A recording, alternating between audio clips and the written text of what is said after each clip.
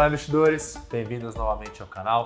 No vídeo de hoje nós vamos falar sobre as ações esquecidas da Bolsa, tá? Essa é uma série especial que nós da Levante começamos a fazer aqui. Então a ideia é trazer esporadicamente para vocês investidores empresas que nós acreditamos que estão por fora do radar da maioria dos investidores, tá? Então que podem apresentar bons ganhos, tá bom? Então, antes de entrar no vídeo, queria pedir para quem não está inscrito, se inscrever no canal e ativar as notificações. Então, sem mais delongas, vamos entrar aqui no vídeo de hoje, né? Primeira empresa esquecida da Bolsa, escolhida aqui, é a Petrobras, tá bom? Então, para quem quiser se situar, eu fiz nas últimas semanas um vídeo sobre a Petro em detalhe. É importante para quem quiser assistir, tá aqui no canto direito de vocês, da tela de vocês, tá? Então, vale a pena, vai nesse vídeo e você vai entender um pouquinho melhor do contexto para a gente ter chegado hoje aqui. O que aconteceu com a Petro, né? Então, desde a reformulação da empresa em 2016, ali depois da Lava Jato, ela reforçou sua governança corporativa, né? E vem, além de enxugar a sua estrutura, né? Então fazendo venda de ativos, melhorou a governança dela, melhorando a sua eficiência operacional. Tá? Então os objetivos da Petrobras são bastante simples e diretos. O primeiro deles é a melhoria do seu retorno sobre o capital investido, tá bom? Então medido aí pelo ROIC, o Return on Invested Capital, e o segundo deles é a redução do seu endividamento, medido pela dívida líquida, onde a empresa ainda tem um patamar um pouco alto para a empresa do setor petrolífero. Tá? Então, quando a gente olha para a Petro, né, ela está fazendo bastante melhoria do lado operacional, mas as vendas de ativos são um ponto importante para ajudar ela a reduzir a sua alavancagem. E recentemente, a gente teve uma discussão na STF em relação às refinarias da Petrobras, que são um ativo talvez mais relevante que ela teria para vender hoje. A Petrobras está falando de colocar à venda 50% do seu campo de refino, da sua capacidade de produção, né, ali das refinarias. Isso estaria avaliado em 83 bilhões de reais. Né? Então, 83 bilhões de reais por metade da sua capacidade de refino. Então, seria uma entrada de caixa bastante importante para ajudar a Petrobras a reduzir o seu endividamento. Né? Então, tudo mais constante, para o mesmo nível de geração de resultado, a relação de EV por EBITDA, né? Então o valor da empresa por EBITDA é uma métrica bastante comum que a gente usa para avaliação de empresa, um múltiplo comum, parecido com o múltiplo de preço-lucro, tá bom? Então, quanto menor ele for, indica aí que talvez a empresa está mais barata, tá bom? Tudo mais constante aí, a gente pode falar, então a Petrobras poderia estar 5 vezes EV por EBITDA. Após feito esse desinvestimento, essa relação aí cairia para cerca de 4,5 vezes, coisa do tipo. Né? Então, tem potencial de geração de valor para os acionistas da Petrobras, esse desinvestimento. Né? Então, a gente teve nas últimas semanas uma decisão da STF favorável à empresa poder realizar a venda desses ativos. Como eu comentei, quem quiser mais detalhe, quiser entender melhor onde chegou aqui, de novo, o link do vídeo da Petrobras está no canto direito da tela de vocês, colocando de novo aqui para vocês. Tá? E a gente tem aqui na Levante uma recomendação de compra aberta para a Petrobras. Então, é a primeira empresa aí, ela ficou um pouco para trás esse ano, subindo para vocês o gráfico do preço da ação da Petrobras. Então, ela está com um desempenho aí caindo 33,6%. Esse dado aqui até o início desse mês, contra 17% do Ibovespa. É uma empresa que ficou para trás, né, e a gente acredita que tem perspectivas bastante boas. Então, colocando para vocês aqui na descrição do vídeo o nosso relatório sobre as esquecidas da Bolsa, onde a gente apresenta em detalhe a nossa tese de investimento da Petrobras, aos múltiplos aos quais a gente vem lá negociando. A gente fala um pouquinho ali sobre as perspectivas sobre o mercado de petróleo, né? Sobre o risco político. Então, são dois drivers importantes, sendo, né, fatores que movimentam os preços das ações da Petrobras. Tá bom, pessoal? Vocês vão ver muitas pessoas falando driver, isso tal coisa é driver para essa ação. Driver é um fator que gera movimento nos preços daquela ação. Tá? Então, risco político, então, eventos políticos, assim como o preço do petróleo, são drivers importantes para a Petrobras, e a gente coloca em mais detalhe para vocês uma análise ali de como que a ação se comporta em diferentes cenários para cada um deles e qual é a nossa visão. Mas, basicamente, a gente tem a visão que mesmo em cenário de petróleo mais, vamos dizer assim, um pouco mais desafiador, né, do que a gente vive hoje, a gente ainda vê bastante potencial de valorização para a Petrobras, assim como em um cenário em que a taxa de câmbio brasileira também se aprecia um pouco. Então a gente está com o real aí por volta dos R$ 5,5 por dólar, mesmo se esse real voltar para R$ 5 por dólar, né? Lembrando que o preço do petróleo é em dólares, né? Então quanto mais apreciada a nossa taxa de câmbio, né, menor a receita que a Petrobras gera em reais, tá? Menor é o resultado da Petrobras em reais. Então, mesmo com a taxa de câmbio pior para a Petrobras e o preço do petróleo pior, a gente vê a empresa ainda bastante barata, com bastante potencial de valorização, tá bom? O segundo setor que a gente vai falar aqui um pouquinho, tem mais duas empresas que a gente acredita que estão esquecidas aí pelos investidores. Mas antes de falar sobre elas, vamos falar um pouquinho sobre o setor que é a cadeia de construção, estão dentro da cadeia de construção civil no Brasil.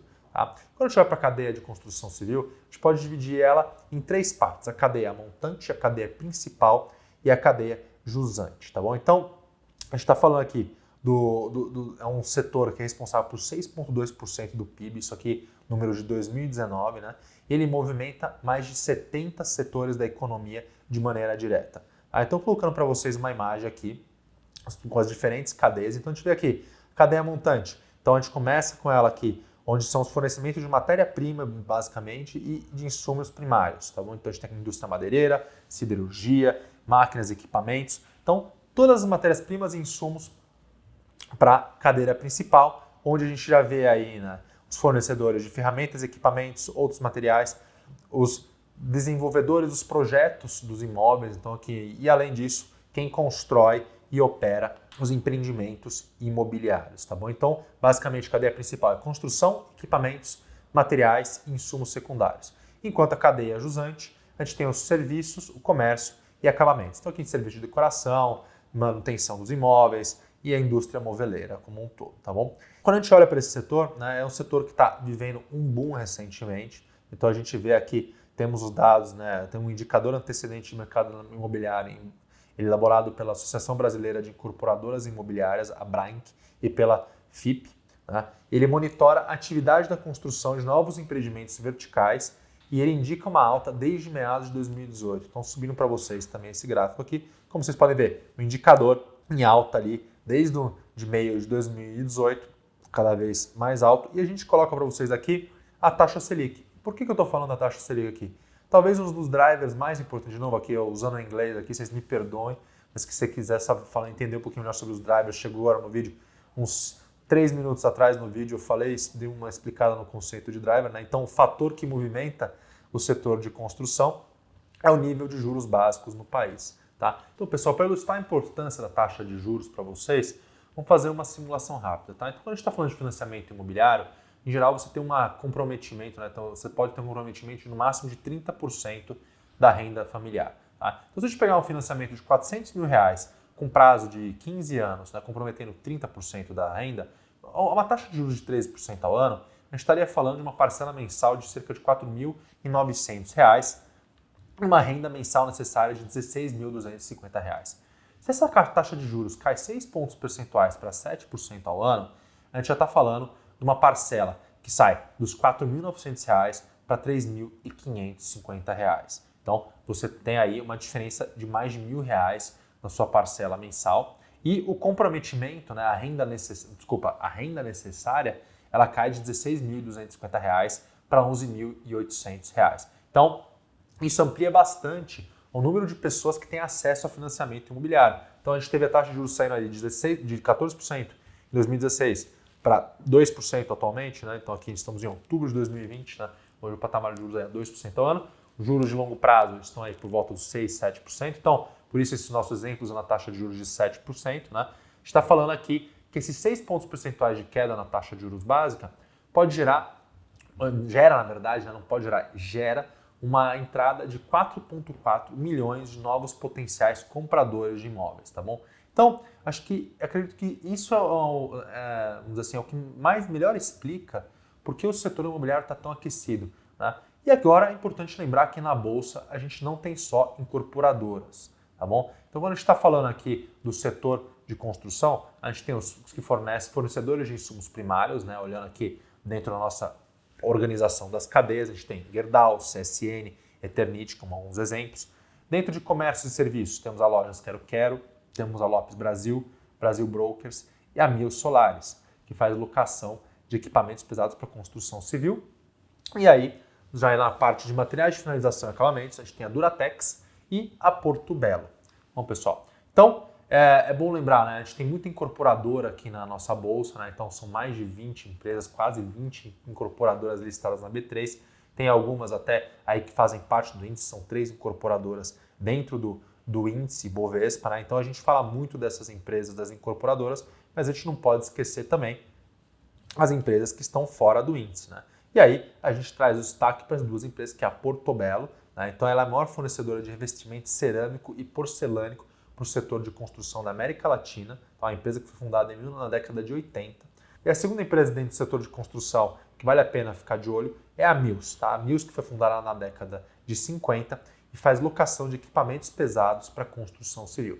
Então estamos falando aqui nesse relatório de Petro, Mills e Portobello, 3 boas empresas aí para você ficar de olho. Então, se você quiser saber um pouquinho mais sobre essas 3 empresas, sobre a Petro, sobre a Mills e a Portobello, acabou que eu falei pouco sobre a Portobello e sobre a Mills, falei um pouquinho mais aqui sobre o setor de construção como um todo, mas a gente preparou um relatório completo que eu estou deixando o link para vocês na descrição do vídeo, tá? Vocês podem conhecer em mais detalhe a Portobello, a Mills, saber um pouco melhor sobre o que essas empresas fazem, em detalhes do seu valuation, porque nós acreditamos que são empresas que você deveria ter no radar. Bom, pessoal? Então, esse conteúdo, né, lembrando para vocês, a gente está disponibilizando sempre aqui, eu estou colocando relatórios que a gente faz de graça aqui na Levante, está sempre relatórios gratuitos, né, conteúdo educativo para vocês, além dos vídeos que eu faço, eu disponibilizo esses materiais, às vezes trago planilhas para vocês, mas é importante lembrar que nós na Levante, nós também temos as nossas séries, né, então eu assino a série Growth Stocks dentro da Levante, então também eu vou colocar para vocês na descrição do vídeo um link para vocês irem lá para o site do Levante, conhecer um pouco mais sobre nossas séries, onde vocês podem encontrar uma série que tem de acordo com o seu perfil, vamos dizer assim, né? Então a gente tem a série Melhores Ações, que tem as melhores empresas que a gente vê dentro do Ibovespa. Se você for uma pessoa que está interessada mais em conhecer mais sobre dividendos, temos a nossa série de dividendos, você tem o Growth Stock para pegar empresas de crescimento, né? Então, com certeza a gente tem um produto adequado ao seu perfil, onde você vai ter análises como essa que a gente está trazendo para vocês aqui, só que em muito mais profundidade e todo dia, né? Toda semana ali, dependendo da série tem uma periodicidade, dependendo da outra tem uma outra periodicidade, mas sempre gerando bastante conteúdo com bastante profundidade para vocês por lá. Então, para quem não conhece, vale a pena. Então, eu queria agradecer vocês novamente pela audiência. Quaisquer dúvidas, por favor, deixem os comentários abaixo, sugestões para os próximos vídeos. Tem sido muito bacana o pessoal interagindo aqui nos comentários, me ajudando aqui a trazer novos conteúdos para vocês. Tá bom? Grande abraço a todos e até a próxima.